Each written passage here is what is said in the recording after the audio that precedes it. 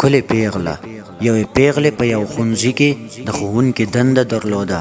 نوموړې له بېساره ښکلا او غوره اخلاقو څخه برخمنه وه، خو تر دې دمه یې واده نه و کړی.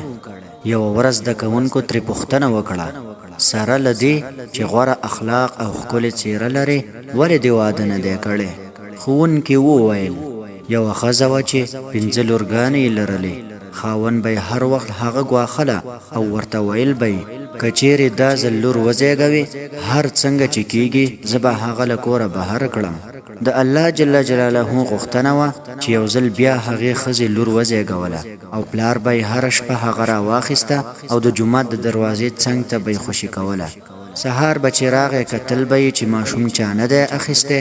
نوموړې اوه شپې پرله پسې دا کړنه ترسره کړه، او د ماشوم مور به د خپلې لور لپاره قرآن کریم تلاوت کاوه او هغه به یې الله جل جلاله ته سپارله. لنډه په دې چې یاد کس ستړی شو او خپل ماشوم یې بیرته کور ته یوړ. د ماشوم مور ډېره خوشحاله شوه، تر دې چې یو ځل بیا امیندواره شوه، مګر دا ځل ډېره پریشانه وه. داسې نه چې دا ځل هم لور وزېږوي، مګر دا ځل د الله جل جلاله غوښتنه داسې وه چې یا د ښځې زوی وزېږوو. د دې هلک په زېږېدو سره مشره لور یې مړه شوه. یو ځل بیا امیندواره شوه او زوی یې وزېږوو، مګر خپله دویمه لور یې له لاسه ورکړه.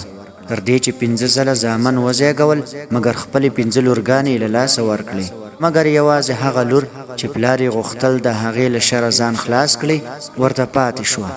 مور یې مړه شوه، لور او زامن ټول ستر شو. ښوونکي خپلو زده کوونکو ته وویل، پوهېږئ هغه نجلۍ څوک وه چې پلار یې غوښتل د هغې له شره خلاص شي؟ زده کوونکي چوپ پاتې شول.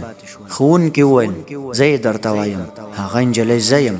په همدې خاطر مې تر اوسه پورې واده نه دی کړی، ځکه چې پلار مې ډېر بوډا دی او هېڅوک یې نشته چې د هغه خدمت وکړي. زه یې خدمت کوم. هغه 5 هلکان زما ورونه کله کله د خپل پلار خبر پوښتنه کوي. یو یې په میاشت کې یو ځل او نور یې په 2 میاشت کې یو ځل راځي او پوښتنه یې کوي. پلار مې تل ژاړي او له خپل هغه چلند څخه کوم چې له ما سره یې کړی و ډېر پښیمانه دی. پایله دا چې هغه څه چې تاسو یې بد ګڼئ او ترې کرکه لرئ، په هغه کې خیر نغښتی دی. الله جل جلاله پوهیږي، مګر تاسو نه پوهیږئ. د الله جل جلاله په قضا او د هغه په اراده خوښ اوسه، تر څو نیکمرغي او خوشحالي دې په برخه شي.